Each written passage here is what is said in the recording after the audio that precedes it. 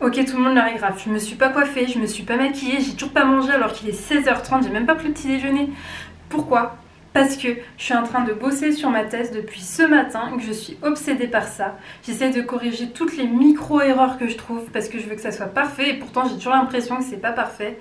Et surtout, j'ai aussi pris le temps de regarder les instructions qui sont données par le StudioOffice pour essayer de comprendre comment faire pour insérer ma thèse sur AIS. Et c'est pourquoi j'ai décidé de vous faire une vidéo sur comment insérer sa thèse, enfin comment soumettre sa thèse sur AIS. Donc si ça vous intéresse, c'est parti!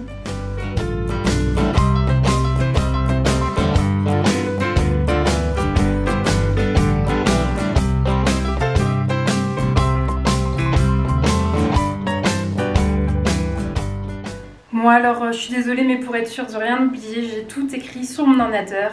Alors premièrement, la première étape que je trouve important de préciser, c'est de bien vérifier que il faut vérifier qu'on est bien sur le bon modèle, qu'on a bien fait sa thèse sur le bon modèle, ce qu'ils appellent le template. Parce qu'il faut savoir que moi j'avais commencé ma thèse en 2021 ou 2022 et j'avais utilisé le modèle du coup de cette époque, mais en fait entre deux, ça a légèrement changé, donc il faut vraiment faire attention d'utiliser le bon modèle donc de cette année. Le point numéro 2.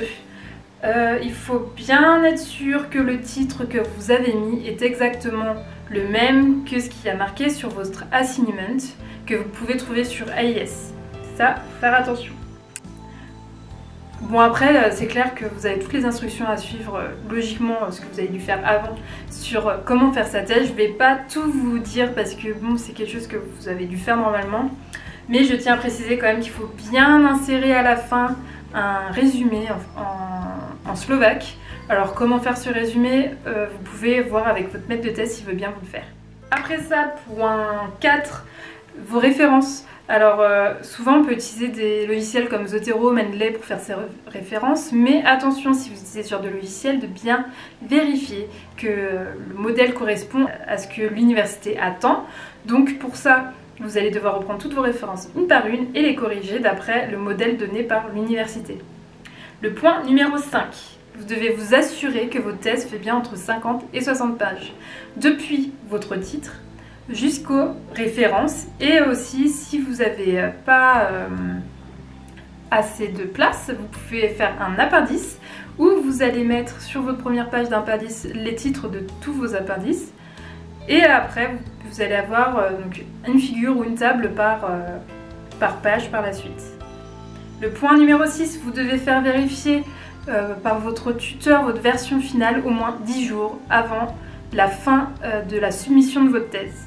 Le point numéro 7, vous allez devoir imprimer votre assignment sur AIS. Je vais vous montrer comment faire plus tard.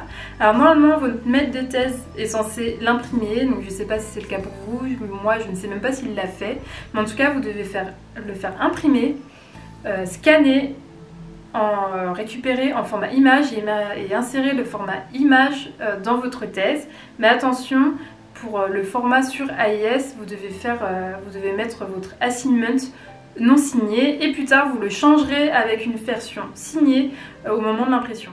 Une fois que vous avez mis votre assignment, que tout a été vérifié par votre maître de thèse, vous allez pouvoir mettre votre thèse en version PDF, mais attention, quand vous mettrez votre thèse sur AIS, vous devez séparer vos appendices de votre thèse. C'est-à-dire, je m'explique, en fait vous allez juste laisser votre première page d'appendice où vous avez la liste de tous vos documents.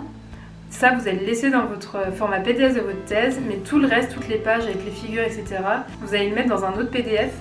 Et après, je vais vous montrer où est-ce que vous allez insérer tout ça. Alors du coup, je vais vous montrer un peu comment on fait. Donc là, on est sur ma page AIS, on descend en bas, on va finalement sur la thèse ici. Et d'abord, donc pour imprimer l'assignment, vous allez voir qu'il y a ce petit onglet Predicting of Language Mutation. Donc vous cliquez dessus, en fait ça va vous télécharger en fait votre assignment. Ensuite vous cliquez sur Design of Thesis. Là je vous ai inséré une petite capture d'écran parce que c'était pas possible de le faire en direct, mais là en gros vous allez appuyer sur la petite feuille pliée avec le plus. Sur ce nouvel onglet vous avez Thesis File et vous allez appuyer sur les petites flèches. Vous avez encore un nouvel onglet, donc vous allez cliquer sur Preladavat, désolé pour la prononciation. Et ensuite, une fois que vous avez inséré votre fichier, enfin choisi votre fichier et inséré, vous appuyez sur Save. On se retrouve donc sur l'onglet précédent où à Attachments, le point 2, vous allez pouvoir appuyer sur des flèches pour ajouter vos appendices. Pour le point 3, Solemn Declaration, c'est un point un peu particulier sur lequel je ne vais pas développer. C'est pour si en fait votre thèse fait partie, ou une partie de votre thèse fait partie d'un journal ou d'un livre, si vous l'avez en fait publié finalement. Donc vous avez des choses spéciales à faire pour ça. Pour le point 4, c'est pour... je ne vais pas m'attarder dessus non plus, c'est si vous voulez faire une requête pour que votre thèse soit publiée dans la librairie, si j'ai bien compris, plus tard que ce qui est prévu. Donc c'est particulier, je ne vais pas m'attarder là-dessus. Ensuite, on va appuyer sur le petit crayon du point 5, License Agreement CRZP. Donc là, on a encore un nouvel onglet. Donc en fait, ici, c'est en gros pour donner son autorisation pour la publication de la thèse. Vous devez lire ça pour en être conscient et vous mettez ce que vous préférez comme choix. Mais il vous recommande, enfin l'université recommande de mettre ce qui est entouré en rouge, c'est-à-dire Without Standstill Period et Using Only. Puis une fois que vous êtes sûr, vous appuyez sur OK. Maintenant, pour le point 6, c'est le même principe, sauf que cette fois-ci, c'est pour l'université. Donc pareil, c'est le même principe, on appuie sur le crayon. Donc après, dans cet onglet, vous allez lire un peu ce qu'il y a et choisir ce que vous préférez. Donc vous avez coché la case que vous préférez. L'école recommande de cocher sur la première case. Après, je vais partir du principe que vous n'avez aucune restriction sur l'utilisation en ligne de votre... Enfin, sur la publication en ligne de votre thèse. Donc on n'a rien à mettre en fait dans Reasoning normalement. Donc on est bientôt à la fin sur la partie Abstract, Text, Thesis Attribution.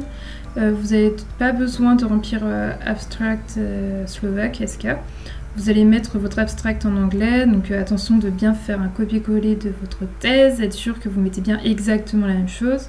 Ensuite vous allez mettre les mots-clés en slovaque, s'ils ne sont pas déjà mis, et après les mots-clés en anglais.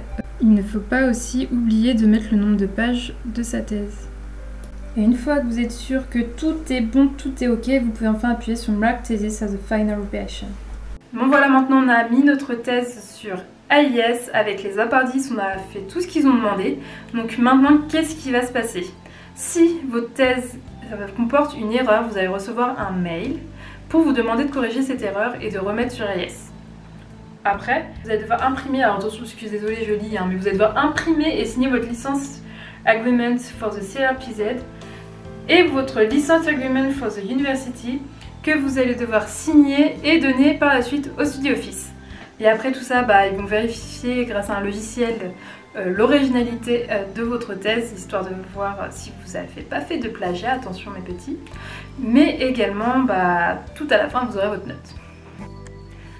J'espère que cette vidéo vous a plu et vous aura aidé. J'espère vraiment que j'ai pas fait d'erreur parce que sinon ça serait bête. S'il y en a en tout cas, je vous dirai par la suite si j'ai fait une erreur. Je vous le redirai dans une autre vidéo ou je vous mettrai un petit message en dessous de cette vidéo, donc vérifiez quand même. Merci d'avoir regardé cette vidéo, n'hésitez pas à vous abonner, à liker la vidéo si elle vous a plu et je vous dis à la prochaine.